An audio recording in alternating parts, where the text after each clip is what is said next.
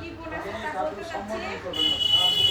হ্যাঁ, এ গ্রুপের প্রথমত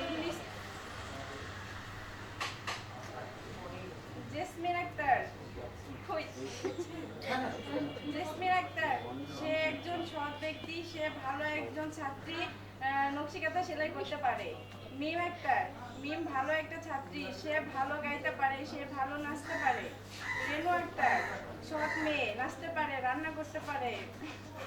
রুলি, সে একজন ভালো ছাত্রী, ভালো নাচতে পারে, সে ভালো মনের একজন মানুষ, সে ভালো কবিতা লিখতে পারে। হাবিবা, সে ভালো রান্না করতে পারে, ভালো কবিতা লিখতে পারে, সে সব কাজে উৎসাহিত। তানিয়া, রান্না করতে পারে, নকশিকাঁথা সেলাইতে পারে, ভালো কবিতা লিখতে পারে। আশা, জামা সেলাই করতে পারে, ভালো রান্না করতে পারে, সে ভালো নাচতে পারে। আচ্ছা, আমি এই পর্যন্তই বললাম। এর লিডারের